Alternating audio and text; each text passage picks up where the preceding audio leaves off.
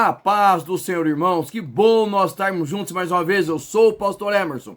E é sempre bom ter você conosco aqui no nossa Escola Bíblica Online. E nós estamos na nossa lição de número 5 deste primeiro trimestre de 2024. Olha como o ano já está correndo.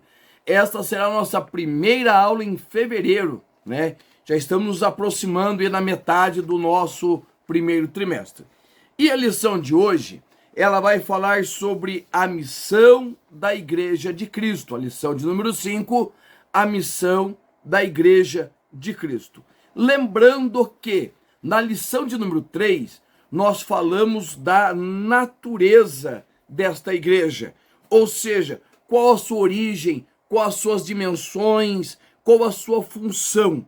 E nesta lição, quando nós vamos falar sobre missão, nós vamos falar sobre o objetivo, o porquê da sua existência, qual o seu motivo de ser e se mover sobre a terra, tá? Então fica conosco que tem muita coisa boa aí para você aprender e estudar para essa lição, para poder passar para os teus alunos. Faça questão de sempre dar uma recapitulada nesses assuntos que fazem um link.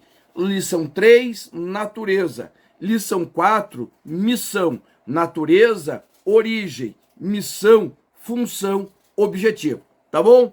Vamos lá para o nosso texto áureo. Ele vai dizer assim: e perseveravam na doutrina dos apóstolos, e na comunhão, e no partir do pão, e nas orações. Atos, capítulo de número 2, versículo de número 42. A verdade prática diz assim: como o sal fora do saleiro cumpre a sua função de salgar, assim a igreja, quando adora e discipula, testemunha das insondáveis riquezas de Cristo. Ok? Então vamos lá. O nosso texto áureo, ele vai trazer para nós os quatro pilares da vida cristã, certo? Da igreja e do seu movimento dentro da comunidade. Primeiro, vamos lá. Nós temos a doutrina, que é a palavra, o ensinamento, discipulado. Segundo, nós temos a comunhão, que é o ato da igreja, mesmo sendo diversos membros, mas ela se mantém em unidade, a comunhão. Terceiro, o partir do pão, a Santa Ceia, fala exatamente da nossa união mística com Cristo e entre nós, cada um dos crentes. E quarto, que é as orações, ou seja, o símbolo da nossa dependência. Então, quando nós falamos desses quatro pilares, nós estamos falando de uma igreja que vive os princípios da unidade e do amor em Cristo, entendeu? Unidade e amor em Cristo. E isso é muito importante você frisar para os seus alunos, que toda igreja cristã, independente da denominação, ela precisa viver esses quatro pilares. Vamos lá de novo? Nós temos o pilar da doutrina, comunhão, partir do pão e as orações. São os quatro pilares básicos de uma igreja cristã. E quando você falar isso para o teu aluno, mostre para ele, mesmo nós tendo diversidades de liturgia, como nós falamos na lição de número 4, quando nós falamos a respeito do reino de Deus, nós temos diversidade de liturgias, formas de culto, mas nós temos uma única forma de cultuar ao Senhor. E esta forma de cultuar ao Senhor, que nós vamos dizer que é o sal fora do saleiro, ou seja, a igreja cumprindo a sua função. Qual é a função da igreja? Ser o sal da terra, ou seja, aquilo que dá gosto, que preserva, aquilo que cura. Então, a igreja, ela é o agente transformador de Deus nesta terra, ok? Então, antes de nós continuarmos, não se esqueça de vir aqui embaixo, deixar o seu like, o seu joinha, o seu gostei. Isso nos ajuda muito no YouTube. Vem aqui dentro dos comentários, conta para mim da onde você está me assistindo, conta a tua classe escola dominical, se a tua classe é grande, pequena, quantos professores tem. Vamos nos conhecendo. E não se esqueça de deixar a sua inscrição. Vai lá, se inscreve no nosso canal, compartilha com as demais pessoas. E se você se interessar, nós temos aqui um material que nós preparamos toda semana, certo? É o nosso PDF, certo? É toda a nossa matéria, né?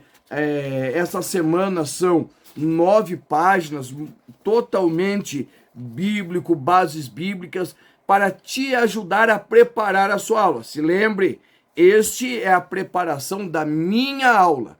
Por que você vai adquirir esse PDF? Você vai adquirir para te ajudar a preparar a sua aula, ok? Porque cada classe é uma classe, cada turma tem as suas peculiaridades, tá bom? E esse material é totalmente de graça. Você vai aqui na descrição do vídeo, tem aqui o número do meu WhatsApp, certo? Tem um link que você clica nele e você entra direto no grupo, entendeu? E eu vou todo dia fornecendo para você um cardzinho com a leitura diária, igual esse daqui. Esse é a leitura de segunda-feira, tá? E disponibilizo o vídeo da lição, tá? Disponibilizo este material, esse meu PDF aqui, e também disponibilizo outros materiais que eu vou angariando durante a semana, tá bom? Então vai lá, entra, se inscreve no canal, deixa o joinha e também entra no nosso grupo do WhatsApp, ok? A introdução da nossa lição vai dizer assim: nessa lição vamos estudar a missão da Igreja de Cristo. Veremos que a igreja é chamada para proclamar a poderosa mensagem da cruz.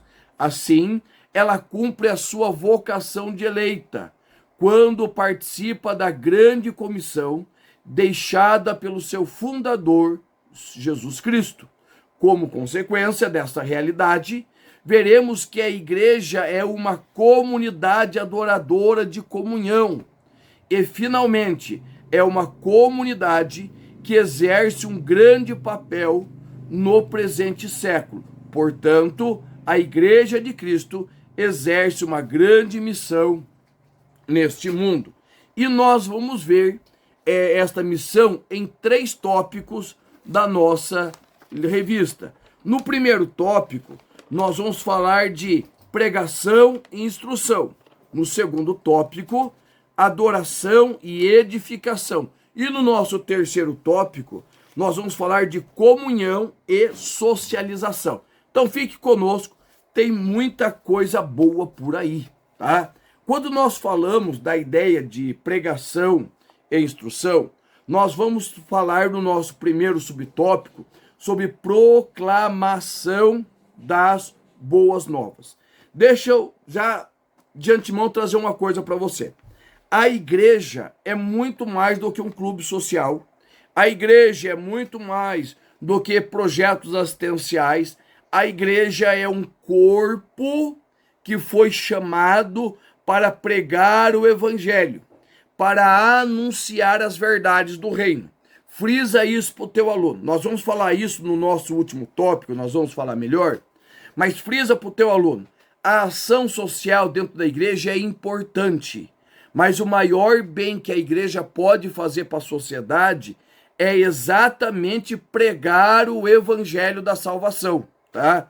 Se a igreja só distribuir cesta básica, se a igreja só distribuir bens, ela está fazendo um projeto social. Isso é importante.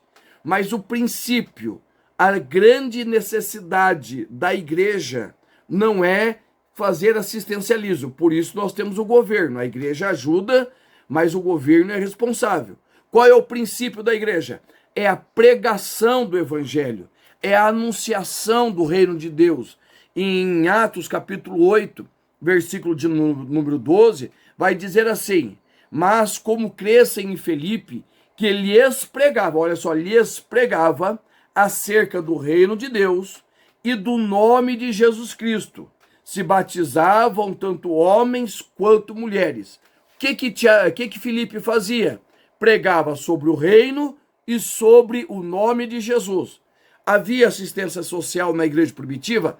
havia, mas o necessário é pregar o nome e o reino de Jesus. E aí nós temos na nossa lição uma palavra grega que é kerisó, certo? Kerisó. E o que quer dizer kerisó? Ela está falando exatamente dessa proclamação, desta anunciação do evangelho. Mas preste atenção, kerisó é uma palavra grega e ela vai ter a ideia de um arauto, alguém que anuncia, um proclamador. E normalmente esta palavra, primeiro, não era uma palavra que foi criada pela igreja, a igreja absorveu esta palavra, tá? E esta palavra vai falar de publicação, fazer notório uma mensagem e fatos que já aconteceram. Então, a igreja precisa e deve ter obras sociais. Porém, veja bem, porém, o maior bem que esta pode fazer ao mundo é anunciar as verdades do evangelho com poder e autoridade.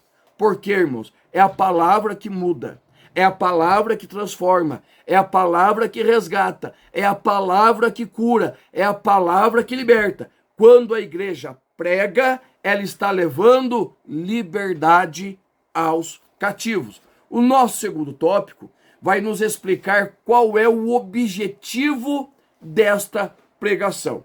E eu quero trazer para você a história desta palavra evangelho, evangelista, certo? Que nós usamos, é uma palavra que também não era da igreja, não foi criada pela igreja, mas a igreja se apropriou desta palavra e agora todas as vezes que fala de evangelho, fala de evangelista, fala de evangelizar, automaticamente vem a ideia da igreja, ok? A palavra evangelho, que quer dizer boas novas ou uma nova alviçarreira, palavra bonita, né? Uma nova de muita alegria, de muita felicidade, ela era usada a princípio para referenciar a vitória do rei, certo? O rei saía em batalha, então quando ele vencia, que eram as boas novas, ele mandava um evangelista, ou seja, um portador das boas novas, um arauto das boas novas. E esse evangelista, ele saía correndo do campo de batalha onde o rei venceu e saía contando por todas as vilas, valados, até chegar ao reino, até chegar ao palácio do rei. E ali ele não somente anunciava a vitória, como eles preparavam a festa para receber o rei. Então, quando o rei voltava do campo de batalha com seus soldados e com os símbolos da sua vitória, as pessoas já esperavam o rei com festa. E muitos iam se achegando a esse rei e começavam a fazer parte do seu exército. Por quê? Todos querem fazer parte de um exército vencedor. Então, quando o rei chegava na sua cidade com o seu exército, a primeira coisa que tinha era uma grande festa de premiação, aonde o rei premiava os seus soldados. Depois eles iam para um banquete e eles participavam do banquete da vitória. Olha só que coisa mais linda. A ideia do evangelho é exatamente isto. O nosso rei, ele venceu na cruz do Calvário. A maior batalha ele levou. Ele venceu a maior de todas as batalhas. E o que ele fez? Ele comissionou evangelistas. Começou pelos apóstolos, depois pelos discípulos, e aí foi se multiplicando, até chegar a mim e a você, que somos chamados para sermos arautos do rei, arautos de uma grande vitória que esse rei, ele conquistou. E sabe o que é interessante? Que quando ele chegar quando nós chegarmos no reino deste rei, a primeira coisa que nós teremos uma grande festa, aonde nós, os soldados que batalhamos com o rei, nós receberemos galardão, presente, e na sequência nós estaremos com ele num grande banquete. Olha que coisa mais linda. Isto é o evangelho. São as boas novas da vitória do rei. E o que essa vitória do rei trouxe? Trouxe liberdade aos cativos, trouxe vitória, trouxe a graça de Deus sobre a minha e sobre a sua vida. E isto, irmãos, nós precisamos entender que pregar a mensagem do reino é para aqueles que não fazem ainda parte do exército. Aqueles que não fazem parte do exército do rei precisam ouvir das boas novas. E agora, aqueles que já fazem parte deste exército, eles não precisam ser evangelizados, porque eles já têm, eles viram, vivenciaram a boa nova do reino. Eles precisam ser o quê? O nosso tópico 3, discipulando os novos convertidos. E isto é um grande pecado. Olha só, sou assembleiano de berço, nasci dentro da Assembleia de Deus, família assembleiana, tá? E o que acontece? Qual o grande pecado das Assembleias de Deus? Nós não sabemos discipular. Credo, irmão Emerson. De via de regra, existe uma ou outra igreja que tem um discipulado ativo, mas de forma geral, nós assembleianos não temos o costume de discipular. Por isso, a Assembleia de Deus ainda hoje é a igreja que mais ganha almas para o reino de Deus, mas em contrapartida ela perde muito. Por quê? Porque ela não discipula. Ah, mas discipulado é só para novo convertido. Quem disse isso? Quem falou para você que discipulado é somente para novos convertidos? Nós temos uma palavra no grego e uma palavra no hebraico para discípulo. No grego, a palavra é matetes, que tem a ideia de um aluno, alguém que aprende com o mestre, que está sempre próximo. Mas a palavra que eu gosto mesmo, essa palavra eu gosto, eu acho muito propícia para nós. Esta palavra é a palavra talmidi, certo? No hebraico. E esta palavra é a palavra que era usada para discípulo no hebraico. Você vai ver isso lá em 1 Crônicas, capítulo 25, versículo 8. Tá? Sabe por que é tão interessante essa palavra talmidi? Porque ela fala de uma pessoa que está andando tão perto do seu mestre que a poeira do pé do mestre recai sobre ele. Ou seja, ele anda tão perto do seu mestre que a poeira que o pé do mestre está levantando recai sobre ele. Fala o quê? De proximidade, fala de intimidade, fala de estar perto, fala de um verdadeiro discípulo, alguém que não se afasta do mestre. Isto, irmãos, precisa ser, eu preciso ser assim, você precisa ser assim. Discipulado, é muito importante discipularmos, levarmos as pessoas ao conhecimento do evangelho, da salvação, né? O conhecimento desta nova vida em Cristo Jesus. Tudo isso é muito importante, nós precisamos fazer isso. Mas também a igreja, ela precisa, olha só, a igreja precisa viver num constante discipulado. Por quê? Porque eu sou pastor, mas mesmo antes de ser pastor, eu sou crente, eu sou discípulo, né? Nós vamos ver os apóstolos, quando eles se apresentam em suas cartas, eles vão dizer, eu Paulo, servo, eu Pedro, servo, Judas, Tiago, que eram irmãos do Senhor. Em nenhum momento eles usaram desse parentesco para se privilegiar. Então coloca isso para os teus alunos, essa necessidade de um discipulado contínuo, né? Pode ser no culto de ensino, escola bíblica dominical é uma grande fonte de discipulado, e leva os teus alunos a pensar e refletir sobre isso. Já no nosso segundo tópico, ele vai dizer assim, adoração e edificação, certo? Aí nós voltamos à ideia dos 4 pilares, certo? Por quê? São 4 princípios, e quando nós compreendemos esses princípios, nós compreendemos que a oração, o partir do pão, são atos de adoração a Deus, certo? Esse momento de comunhão, de adoração, de vida íntima com o Senhor. O nosso primeiro subtópico diz assim: uma comunidade adoradora. Preste atenção, que eu vou te dizer.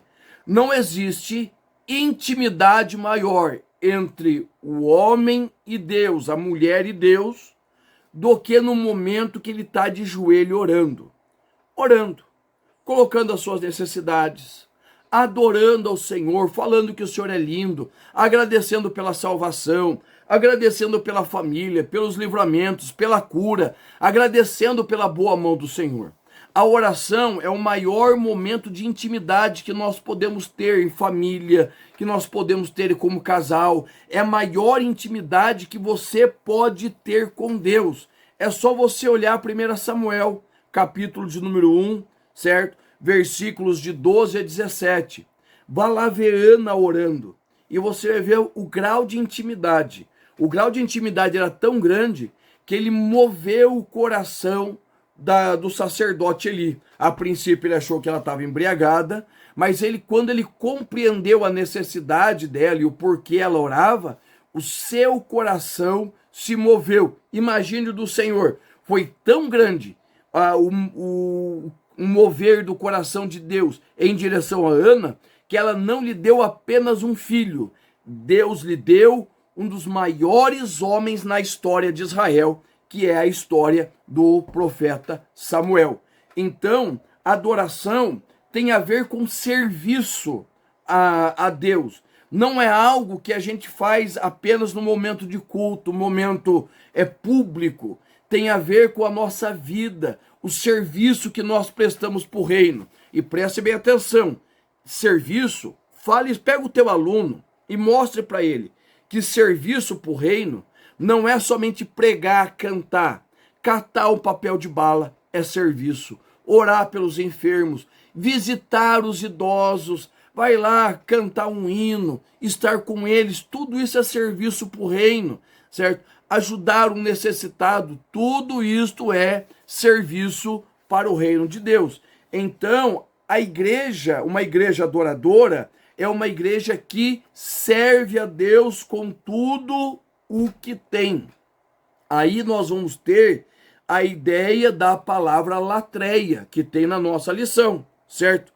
Latreia é adorar ao Senhor, adorar ao Senhor, buscar a Ele, buscar a sua face, é clamar ao Senhor. Então a igreja, ela é uma comunidade adoradora. Segundo subtópico, uma comunidade edificadora. O que isso quer dizer, irmão Emerson?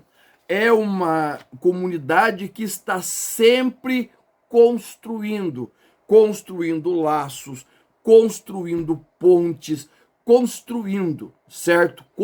Edificando para o Senhor. Somos, como igreja de Cristo, edificadores um dos outros. Vá lá, Romanos capítulo 14, versículo 19, você vai ver Paulo dizendo isso, tornando-nos participantes do crescimento espiritual um do outro. Dá uma olhadinha aqui, tá cheio de referência bíblica dentro do nosso PDF. Pega, se inscreve aqui no canal e também entra no nosso grupo do WhatsApp. E eu vou ter o prazer de fornecer para você esse material, tá? Então, Paulo vai dizer assim, Romanos 15, 2, portanto, cada um de nós agrade a seu próximo no que é bom para a edificação. Ou seja, trabalhe a vida do seu irmão, trabalhe na vida do seu irmão de uma forma que você edifique, você construa. Isso quer dizer que eu e você fomos chamados não para pôr fundamento. O fundamento é Cristo, 1 Coríntios capítulo 10, versículo de número 11. Mas nós fomos chamados o quê? Para aperfeiçoar os santos, para a obra do ministério, para a edificação, para a construção, para erguermos o corpo de Cristo. Desta forma, nos edificamos mutuamente, até que todos, veja bem, todos cheguemos à unidade da fé, ao conhecimento do Filho de Deus, a varão perfeito, a estatura da medida de Cristo. Ou seja, da mesma forma que eu trabalho na vida do meu irmão, o meu irmão trabalha na minha vida. E o que que acontece? Nós vamos crescendo. Olha a expressão de Paulo. Todos nós cheguemos. Ou seja, não é eu chegar, não é ele chegar. Somos todos chegando, trabalhando, nos edificando uns aos outros para sermos a semelhança de Cristo. E o nosso tópico de número 3, o nosso tópico 3, vai dizer assim: comunhão e socialização. Comunhão e socialização é o nosso tópico de número 3. O primeiro subtópico diz assim: a fé na esfera social. Um dos pilares que nós estamos falando da vida cristã, nós falamos de comunhão, ou seja, é a palavra grega koinonia, que é traduzida por comunhão, e acontece 19 vezes aqui no Novo Testamento, e o seu sentido literal, certo? Seu sentido é parceria, participação, ou seja, uma comunhão espiritual. Deus em nós, nós no nosso irmão, ou seja, que haja um único corpo. Diversidade, pensamos, falamos diferente, mas nós temos um único objetivo. Isto tem a ver com a nossa comunhão.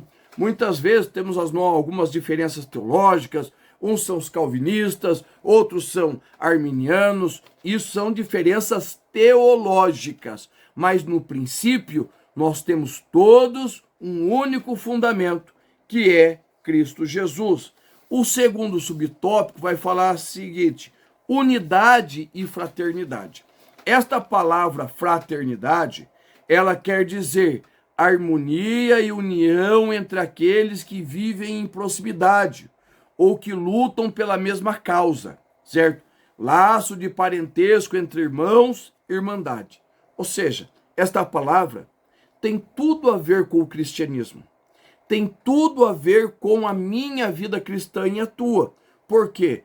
Porque nós somos chamados e nós vivemos como em unidade, né? Já falei, unidade na diversidade, mas todos nós somos um, vivemos em união. Por quê? Porque Cristo morreu para que nós fôssemos um com Ele, como Ele é um com o Pai. Evangelho de João, capítulo 17, versículo de número 21. Para que nós sejamos um. E isso, irmãos, é muito importante. Por quê? Porque nós voltamos na lição de número 3. Olha como uma lição, ela se funde com a outra. Nós voltamos na lição de número 3, na lição de número 4, que nós falamos da natureza e do reino de Deus. Entendeu? Então, quando esta unidade, esta fraternidade, ela fala do nosso desenvolvimento no corpo de Cristo, tá? E um dos grandes males que tem acometido a cristandade nesses últimos tempos é exatamente os conflitos dentro da igreja, certo? Seja a igreja como denominação, seja a igreja como o reino universal. Por quê? Por causa desses conflitos, o evangelho muitas vezes é escandalizado. Nós deixamos de lado o amor cristão para vivermos aquele mundinho que nós criamos e achamos que é certo. Irmãos, não existe uma igreja detentora do caminho da salvação.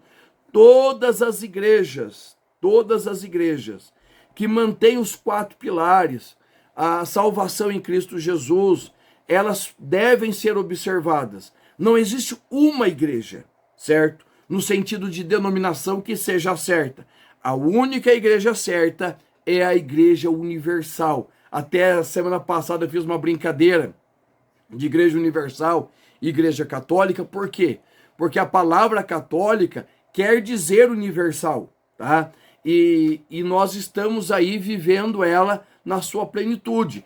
Eu estou numa igreja local, mas eu faço parte da igreja universal, porque eu sirvo ao mesmo Deus que você, eu sirvo o mesmo rei que você, ok? Nós vivemos na Igreja Universal, na Igreja Católica, ou seja, aquela igreja que envolve todos os cristãos de todos os tempos, desde a morte de Cristo no Calvário até o último segundo antes do arrebatamento. Esses fazem parte da Igreja Católica, Igreja Universal, não como denominação, mas como expressão do reino, certo? Independente da denominação que participe.